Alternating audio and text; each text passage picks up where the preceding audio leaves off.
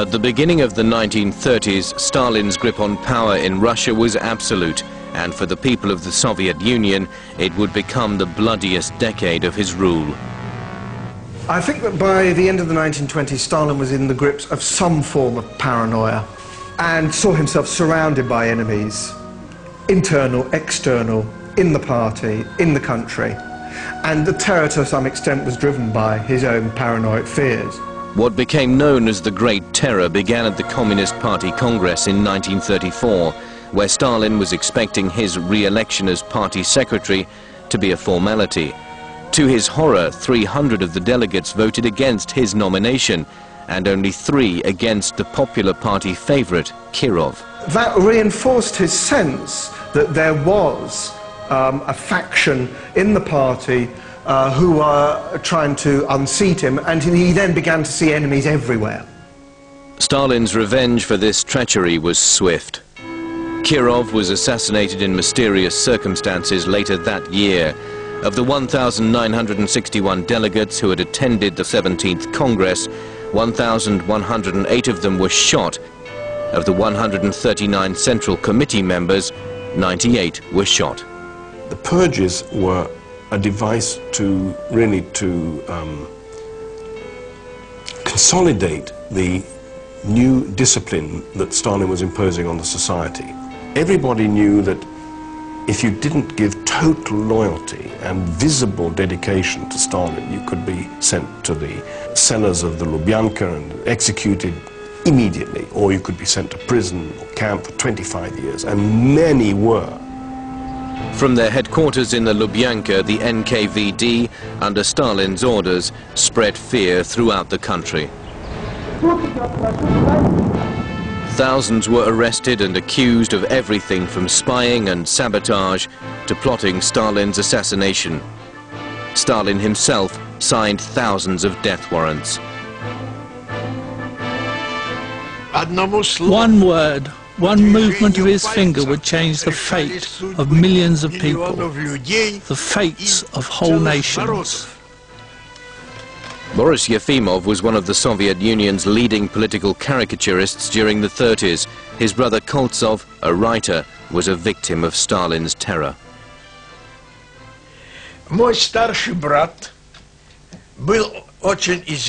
My older brother was a very well-known popular figure, very energetic, intelligent, an independent person. Stalin didn't like this sort of person. He only liked those who fulfilled his orders without any hesitation. At last, the day, or the night to be precise, of Koltsov's fate arrived.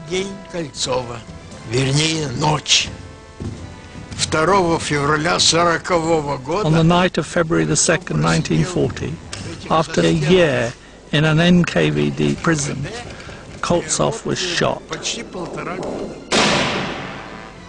As the brother of one of Stalin's enemies, Boris Yefimov was also targeted for arrest. To be compassionate was not in his nature. Why did he spare me then? The answer is simple. He liked my drawings. In exile in Mexico, Stalin's old enemy Trotsky was murdered with an ice pick in 1940. The army that Trotsky founded was itself purged. 40,000 officers were arrested, almost 15,000 shot, and the rest sent to camps to be worked to death. Stalin was more or less saying to the people of the Soviet Union, look, nobody is beyond my reach. Nobody is safe. Not only did Stalin execute his victims, he erased them from history altogether. He spared no one. Nikolai Yeshov, the NKVD commander, was arrested and shot in 1940. Stalin made him disappear too. Not even Stalin's wife, Nadezhda, survived the Great Terror. Driven to despair by his treatment of her, during a party in 1932 for his ministers, she left the room and shot herself.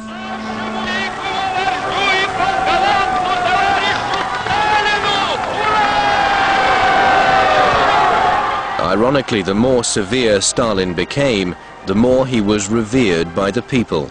A combination of propaganda and the ever-present threat of persecution turned Stalin into a demigod. This became known as the cult of personality. The idea, as the cult developed, was that Russian people owed everything to the party, to the state, and to the leader. So, in this sense, the whole society was in debt.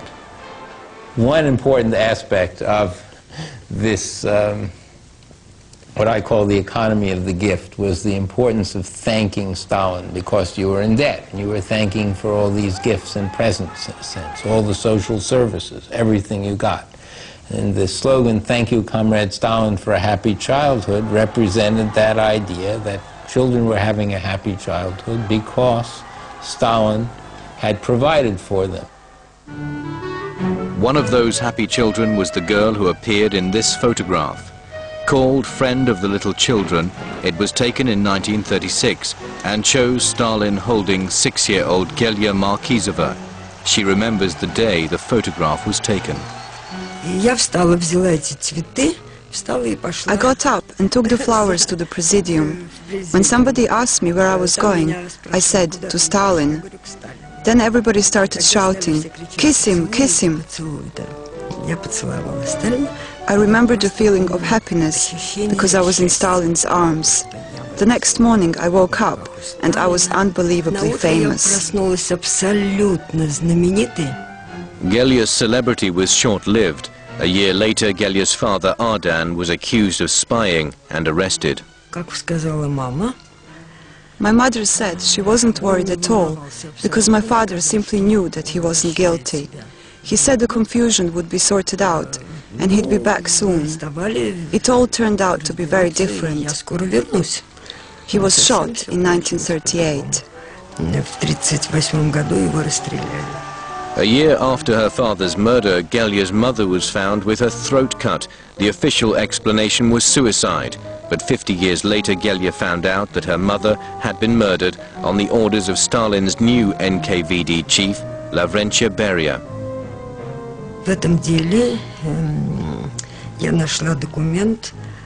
In her KGB file, I found a letter to Beria from the local head of the NKVD in Tajikistan. The letter said that Dominika Fedorova Markizova lives in exile in our town. Her daughter was photographed in Stalin's arms. Also, she has gifts from Stalin and 5 photographs.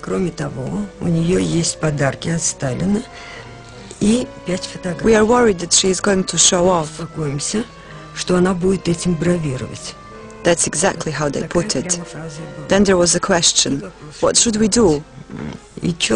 Beria clearly wrote next to it in blue pencil, eliminate.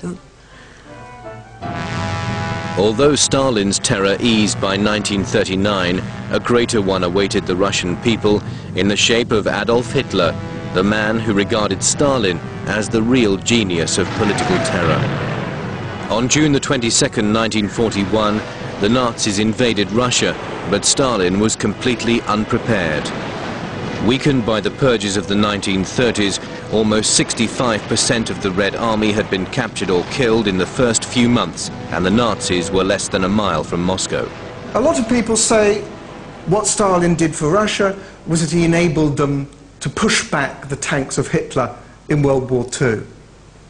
But I would say that, in fact, firstly, the invasion would never have got so far because all those people on the western borderlands who welcomed Hitler with open arms would have fought against him.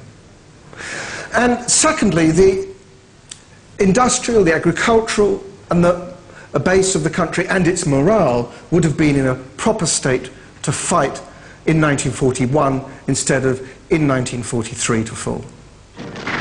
In a conflict of unprecedented savagery, the Soviet people threw themselves into the war.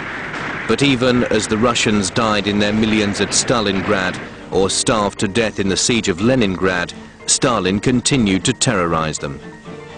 If you had been in prison or in camp before the war, you were mobilized, you went to the front, whatever you did at the front and you came back, you were immediately rearrested and sent back. The repeaters, they were called. Now that, to my mind, does encapsulate the utter cruelty and cynicism of the Stalinist system.